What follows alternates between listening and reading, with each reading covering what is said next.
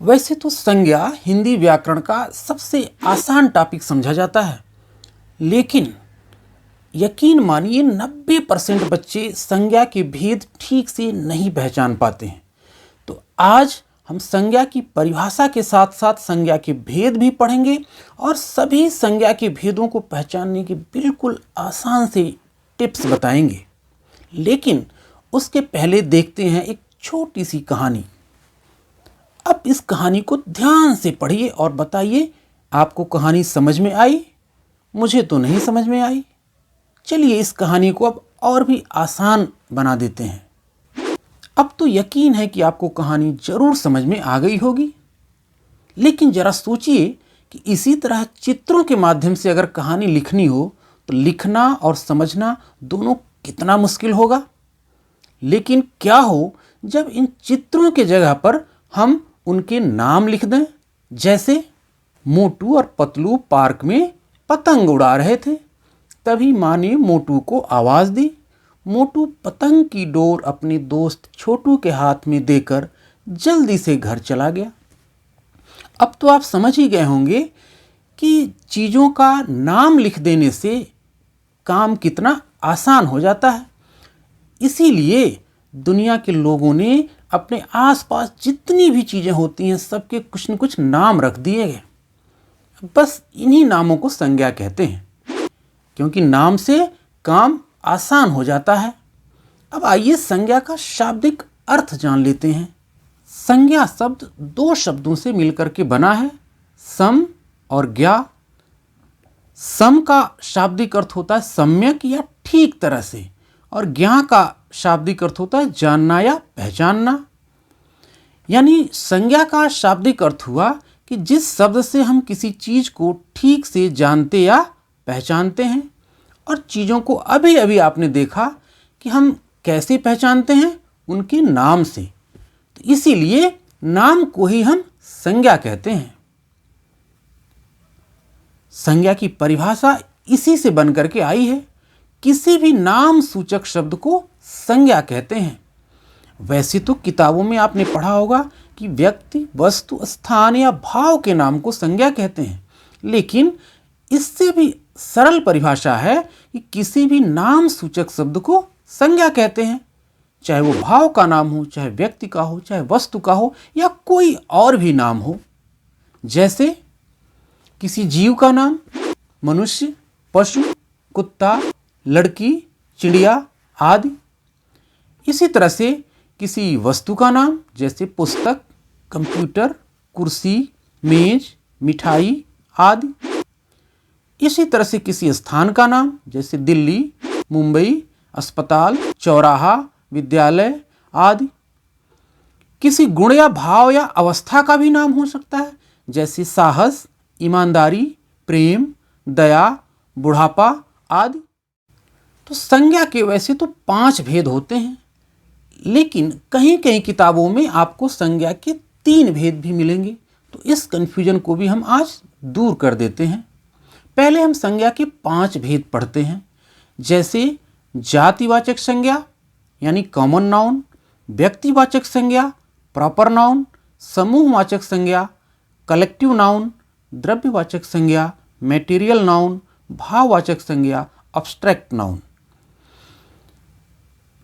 अब जातिवाचक संज्ञा को हम सबसे पहले पढ़ते हैं।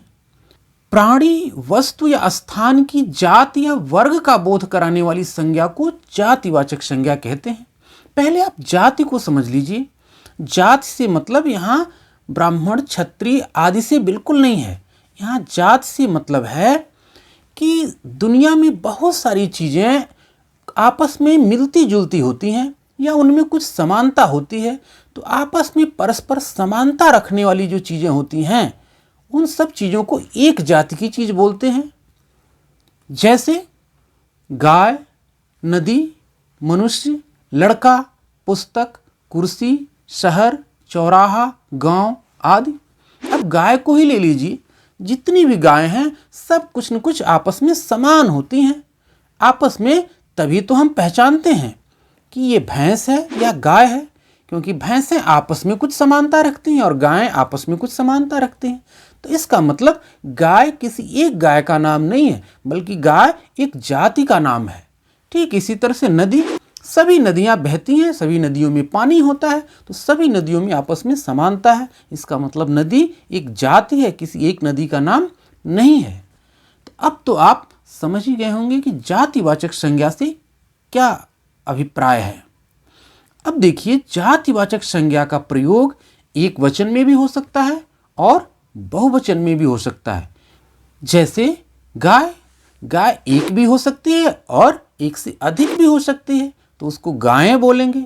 नदी एक भी हो सकती है, एक से अधिक भी हो सकती हैं, तो उन्हें नदियां बोलेंगे। यानी जातिवाचक संज्ञा का प्रयोग एक वचन और बहुवचन दोनों में हो सकता है। अब अगर आपको ये समझ में आ गया तो एक प्रश्न बताइए, केला शब्द कौन सी संज्ञा है? इसका उत्तर आगे आपको वीडियो में मिलेगा। आपका ऑप्शन है प्राणीवाचक, द्रव्यवाचक, भाववाचक या जातिवाचक संज्ञा। अब हम पढ़ते हैं जातिवाचक संज्ञा के कुछ और उदाहरण, जैसे पशु पक्षियों के नाम, फलों सब्जियों और फूलों के नाम, पहनने ओढ़ने वाली वस्तुओं के नाम, खाने की चीज़ों के नाम, घरेलू सामानों के नाम, वाहनों के नाम, रिश्तों के नाम, व्यावसायिक पदों एवं पदाधिकारियों के नाम। ये सभी जातिवाचक संज्ञा के उदाहरण होते हैं। अब आइए पढ़ते हैं व्यक्तिवाचक संज्ञा, जिसे प्रॉपर नाउन कहते हैं। किसी विशेष प्राणी, विशेष वस्तु या विशेष स्थान के नाम को ही हम व्यक्तिवाचक संज्ञा कहते हैं। जैसे राम, श्याम, पटना, वाराणसी, गीता, रामायण, हिमालय आदि। ये सभी नाम किसी जाति के नहीं, बल्कि उस जाति के विशेष सदस्य के नाम हैं। जैसे राम किसी एक व्यक्ति का नाम है, श्याम किसी एक व्यक्ति का नाम है, पटना किसी एक शहर का नाम है। तो इसे हम और विस्तार से आइए देखते हैं। अब देखिए, व्यक्तिवाचक संज्ञा जितनी भी होती हैं वो किसी विशेष व्यक्ति या विशेष वस्तु या विशेष स्थान का नाम होती हैं, इसलिए इनका प्रयोग हमेशा एक वचन के रूप में ही होता है। तो अब आप आसानी से व्यक्तिवाचक और जातिवाचक संज्ञा में अंतर पहचान सकते हैं। जिन भी संज्ञाओं को एक वचन और बहुवचन दोनों रूपों में प्रयोग किया जा सके वो जातिवाचक होंगी, और जिसको केवल एक वचन में ही प्रयोग किया जा सके उसको हम व्यक्तिवाचक संज्ञा कहेंगे।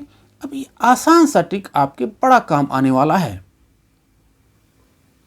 अगर आपको समझ में आ गया तो अगला प्रश्न है, मोर शब्द कौन सी संज्ञा है? आपका ऑप्शन है प्राणीवाचक, द्रव्यवाचक, भाववाचक और जातिवाचक। व्यक्तिवाचक संज्ञा के कुछ और उदाहरण जल्दी जल्दी देख लेते हैं। जैसे सभी व्यक्तियों के नाम व्यक्तिवाचक संज्ञा होते हैं, इसी तरह से नदियों के नाम व्यक्तिवाचक संज्ञा होते हैं, पर्वतों और पर्वत शिखरों के नाम, झीलों के नाम, समुद्रों के नाम, महाद्वीपों के नाम, देशों के नाम, राज्यों के नाम, पुस्तकों के नाम, पर्व त्योहारों के नाम, महीनों के नाम, दिनों के नाम, ग्रह नक्षत्रों के नाम, समाचार पत्र या पत्रिकाओं के नाम, सड़कों, चौराहों, इमारतों के नाम। लेकिन एक चीज आपको ध्यान में रखना है, पशु, पक्षी, फल आदि की प्रजातियों के नाम व्यक्तिवाचक संज्ञा नहीं होती, क्योंकि एक पूरी जाति का बोध कराते हैं।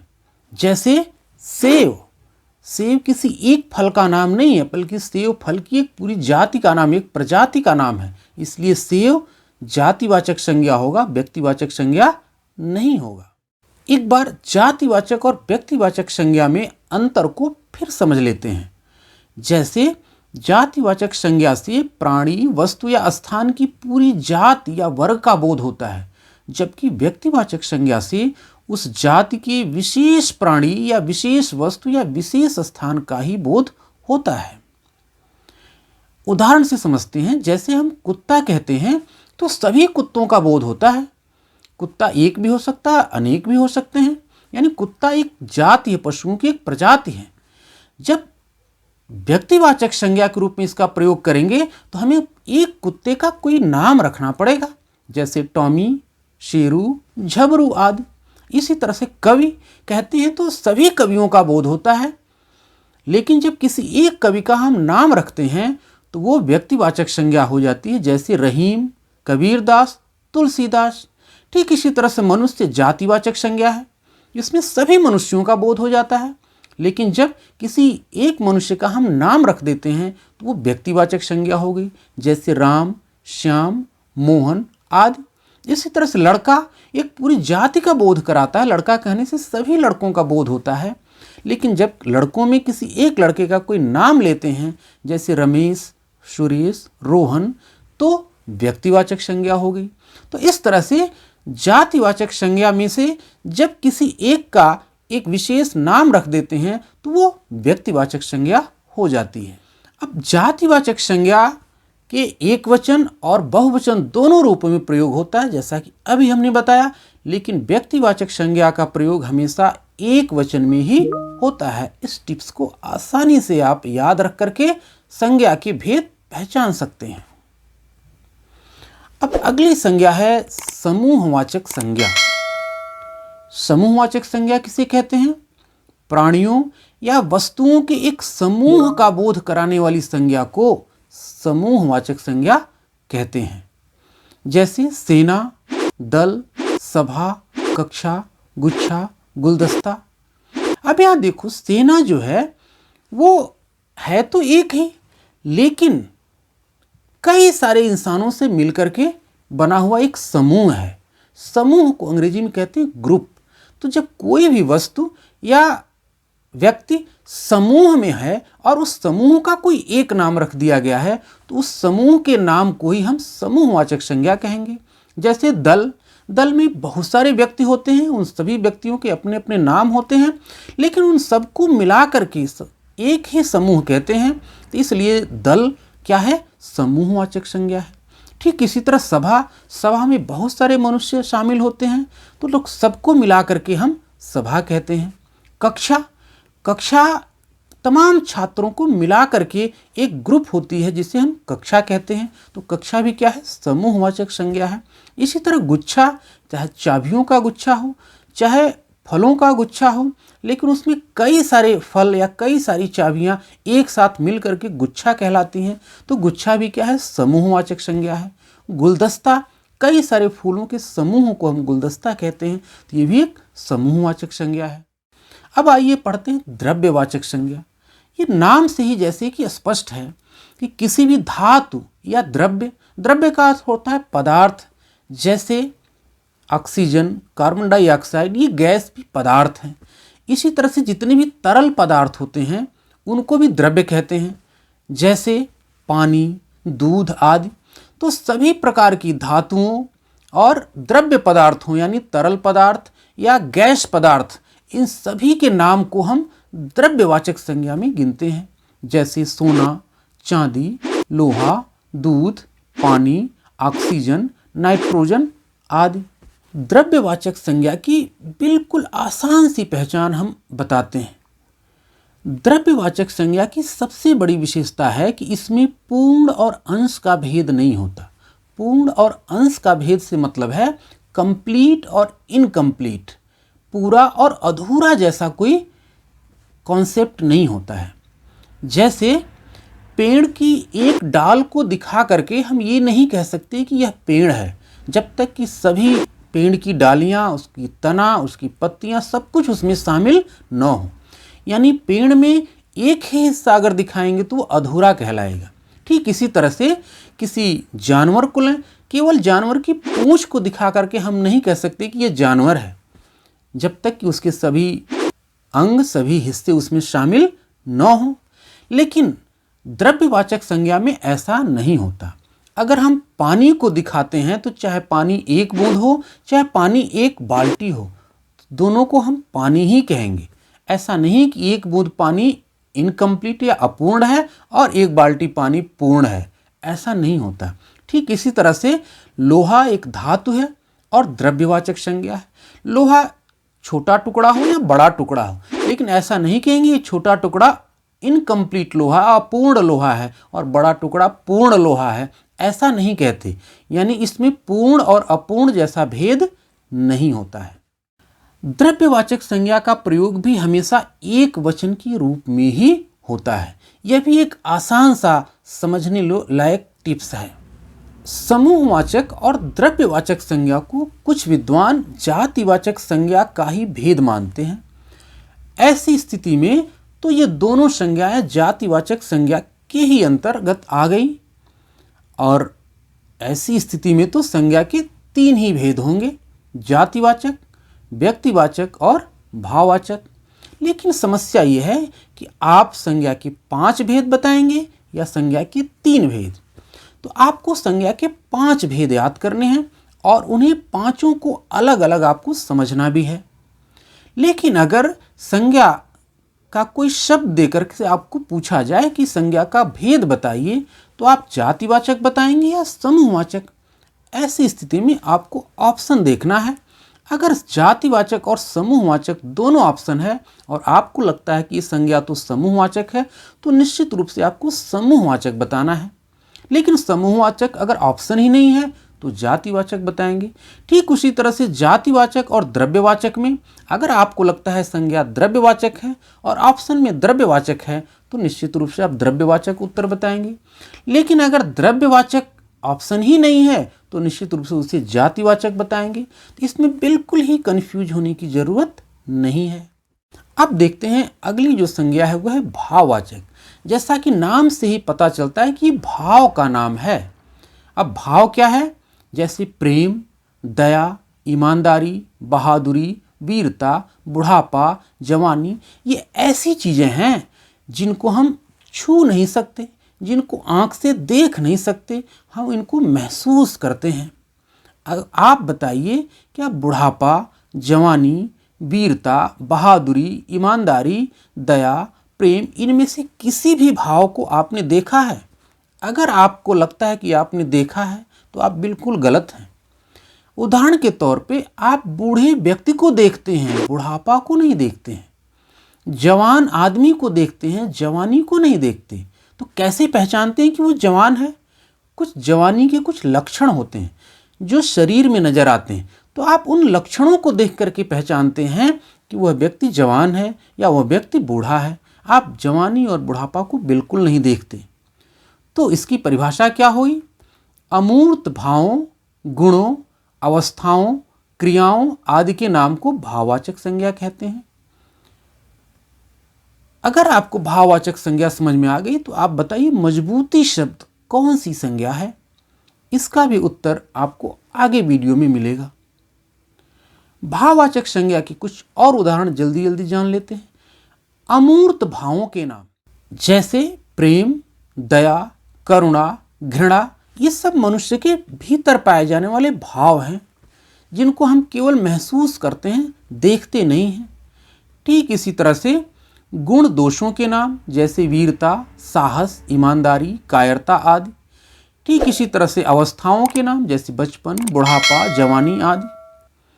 क्रियाओं के नाम जैसे हंसी, खेल, पढ़ाई, लिखाई आदि। अनुभूतियों के नाम जैसे शीतलता, गर्माहट, ठंड, प्यास आदि। व्यवहारों के नाम जैसे कंजूसी, कृपणता, मित्रता, शत्रुता आदि। स्वाद के नाम जैसे मिठास, कड़वाहट, खट्टापन। माप संबंधी विशेषताओं के नाम जैसे ऊंचाई, लंबाई, चौड़ाई आदि। आपको इन सब का स्क्रीनशॉट लेने की कोई ज़रूरत नहीं है। इस टॉपिक का पूरा स्टडी कंटेंट आपको लिंक के रूप में डिस्क्रिप्शन में मिलेगा और साथ ही इस टॉपिक से प्रैक्टिस सेट का भी लिंक आपको डिस्क्रिप्शन में मिलेगा, जहां से आप प्रैक्टिस करके अपने नॉलेज को टेस्ट कर सकते हैं और स्कोर भी जान सकते हैं। अब आइए देखते हैं संज्ञा भेदों के कुछ विशेष प्रयोग। कभी कभी एक प्रकार की संज्ञा दूसरे प्रकार के रूप में भी इस्तेमाल होती है, जैसे जातिवाचक संज्ञा का व्यक्तिवाचक संज्ञा के रूप में प्रयोग।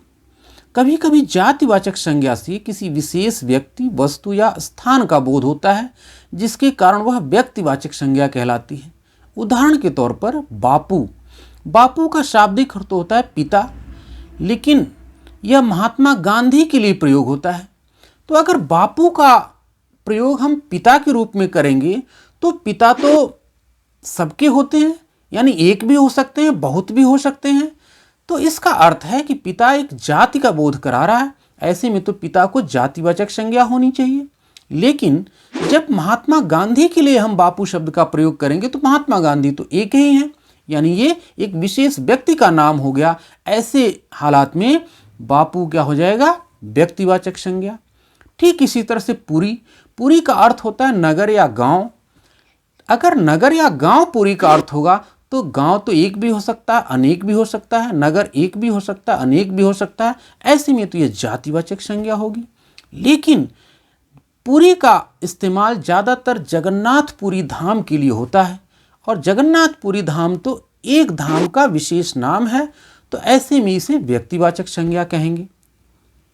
इसी तरह गोस्वामी, गोस्वामी का शाब्दिक अर्थ होता है गोसाई, जो एक जाति का नाम है। लेकिन यह तुलसीदास, जो एक विशेष कवि का नाम है, उन्हीं के लिए प्रयोग किया जाता है। तो ऐसे में गोस्वामी व्यक्तिवाचक संज्ञा हो गई।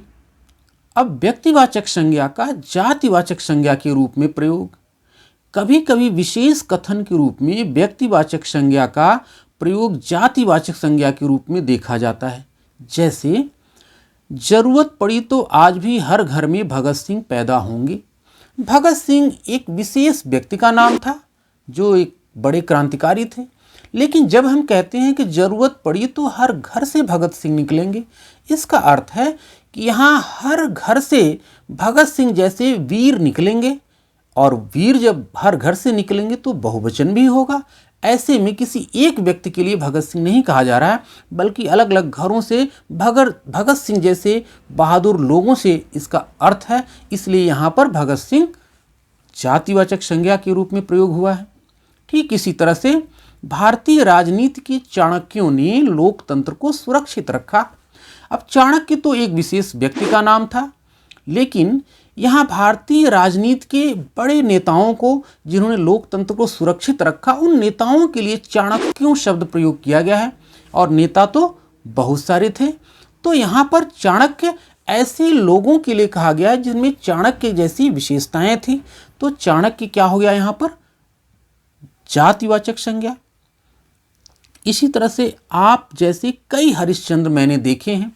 हरिश्चंद्र तो एक व्यक्ति का नाम था, लेकिन यहाँ हरिश्चंद्र ईमानदार व्यक्तियों के लिए प्रयोग हुआ है, जो कि एक पूरी जाति को, एक जैसे गुण वाले एक पूरी जाति को सूचित कर रहा है। इसलिए हरिश्चंद्र यहाँ पर क्या होगा? जातिवाचक संज्ञा। इसी तरह कालिदास भारत के शेक्सपियर हैं। शेक्सपियर तो एक विशेष अंग्रेजी के कवि का नाम था, लेकिन जब हम कहते हैं कालिदास भारत के शेक्सपियर थे तो हम किसी और को भी भारत का शेक्सपियर या किसी और देश का शेक्सपियर कह सकते हैं। यहाँ शेक्सपियर से मतलब हो गया कि शेक्सपियर में जो गुण थे उन गुणों से मिलते जुलते गुण रखने वाले अन्य कवि। तो ये पूरी एक कवियों की एक जाति को, एक वर्ग को सूचित कर रहा है। तो यहाँ पर जातिवाचक संज्ञा हो गया। इसी तरह से भाववाचक संज्ञा का जातिवाचक के रूप में भी प्रयोग होता है। जैसे महाराणा प्रताप ने कई लड़ाइयाँ लड़ी। वैसे तो लड़ाई शब्द एक क्रिया का नाम है और क्रिया का नाम भाववाचक संज्ञा होती है, लेकिन जैसे ही हम भाववाचक संज्ञा को बहुवचन में प्रयोग कर लेते हैं तब वह किसी एक भाव का नाम न होकर के बल्कि मिलते जुलते कई भावों को प्रकट करने लगता है। तो ऐसे में उसे अब जातिवाचक संज्ञा कहेंगे।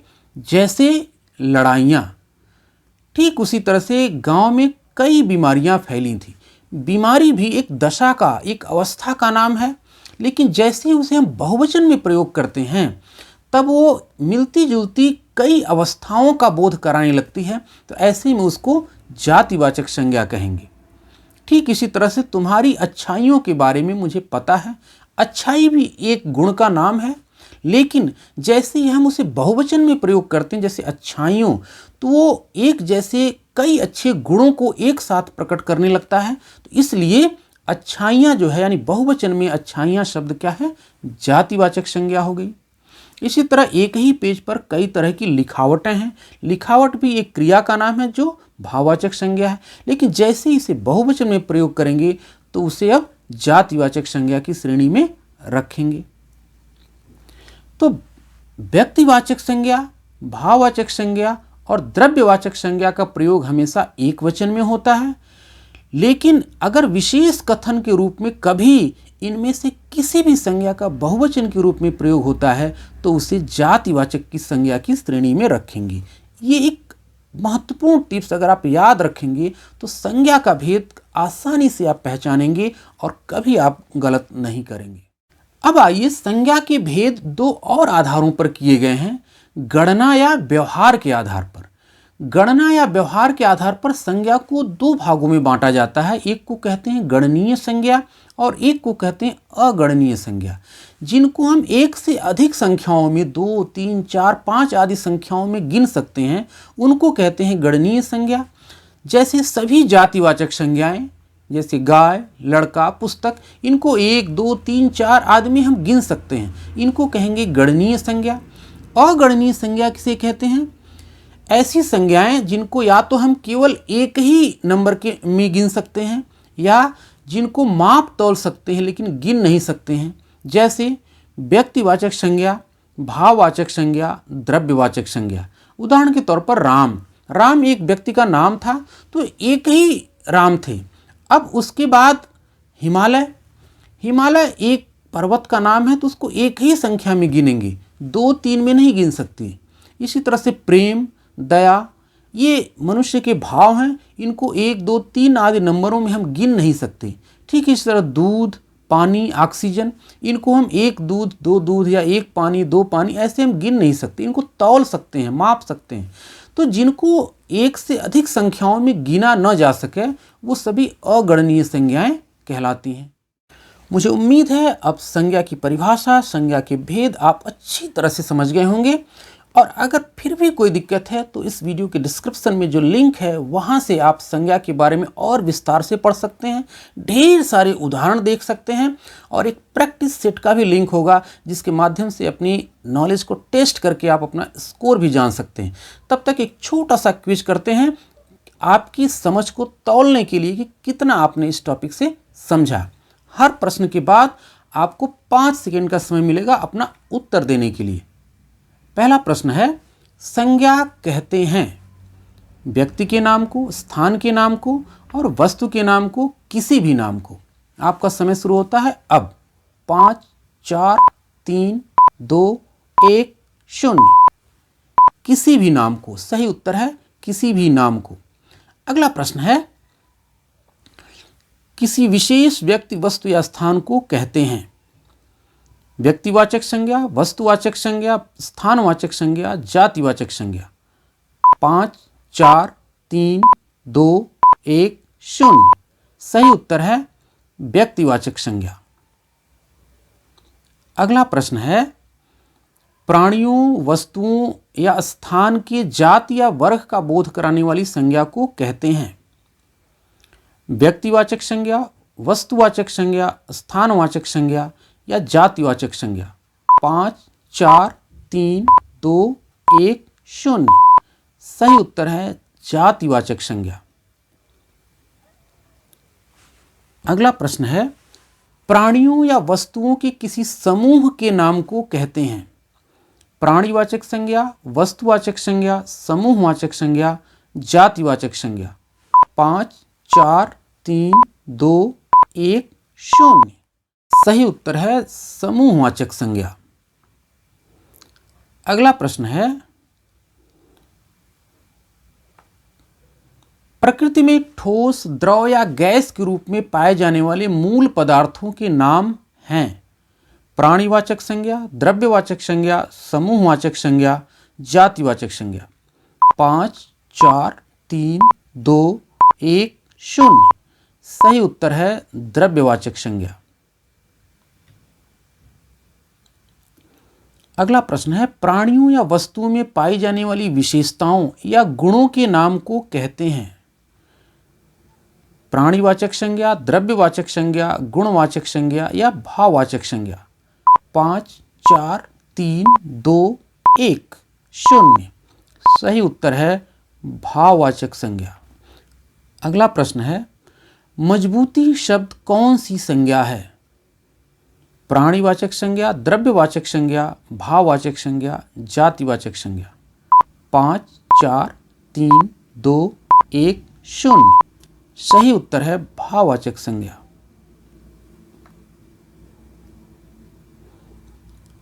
अगला प्रश्न है, केला शब्द कौन सी संज्ञा है? प्राणीवाचक, द्रव्यवाचक, भाववाचक, जातिवाचक। 5 4 3 2 1।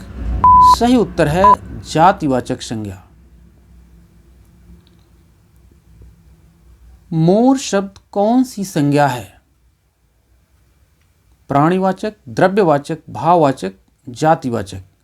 5 4 3 2 1 0। सही उत्तर है जातिवाचक संज्ञा। राणा प्रताप के घोड़े का नाम चेतक था। रेखांकित शब्द कौन सी संज्ञा है? व्यक्तिवाचक, द्रव्यवाचक, भाववाचक, जातिवाचक। 5 4 3 2 1 0। सही उत्तर है व्यक्तिवाचक संज्ञा। तो मुझे उम्मीद है आपको ये वीडियो पसंद आया होगा। तो निश्चित रूप से आप चैनल को सब्सक्राइब कीजिए और व्याकरण, हिंदी व्याकरण से रिलेटेड और भी टॉपिक्स जरूर इस चैनल पे देखते रहिए। धन्यवाद।